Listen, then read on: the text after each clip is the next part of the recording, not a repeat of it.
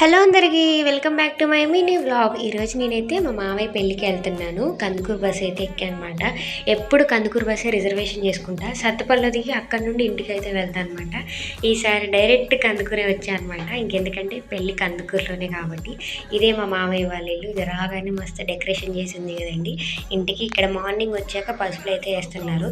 Yesterday night healthy చేద్దామని చూశారు కానీ వర్షం వల్ల స్టేజ్ అంతా ఖరాబ్ అయిపోయింది. ప్లాన్ అంతా స్పాయిల్ అయిపోయింది. అందుకే మార్నింగ్ చేశారనమాట.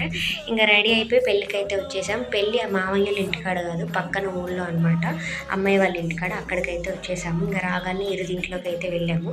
అక్కడ పెళ్లి కొడుకుని రెడీ చేస్తారు. మేమైతే ఇక్కడ బ్రేక్ఫాస్ట్ చేయడానికి వచ్చేసాం. ఏ పెళ్ళిలో అయినా ఉప్మానే పెడతారు ఖచ్చితంగా. ఉప్మా మాత్రం బాగానే ఉంది టేస్ట్, మరీ తెలియకుండా అయితే ఏం లేదు.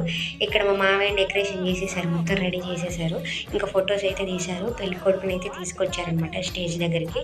ఎండ బాగా వస్తుందని చెప్పేసి నేను మా పాప మా చెల్లి ఐస్ క్రీమ్ అయితే తింటున్నాము.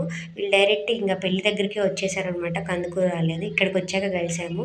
మళ్ళీ ఒక వారం తర్వాత అనుకుంటా మా పాపని చూడడం. మా పాపకి నన్ను చూసిన హ్యాపీనెస్సే లేదండి.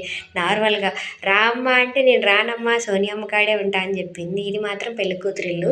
ఇంకా పెళ్ళి అయితే అయిపోయింది అక్కడ. మేమైతే లంచ్ చేయడానికి వచ్చేసాము. 2:30కి లంచ్ చేస్తున్నామండి మేము ఇవాళ. ఇక్కడ చాలా ఐటమ్సే పెట్టారు. టేస్ట్ మాత్రం బాగుండే. మా పాప కూడా తిన్నది. అస్సలు చిక్కా చేయలే, మంచిగా తిన్నదనమాట. ఇంకా పెళ్ళి అయితే అయిపోయింది. నెక్స్ట్ వీడియోలో రిసెప్షన్ ఎలా జరిగిందో పెడతా, చూసేయండి.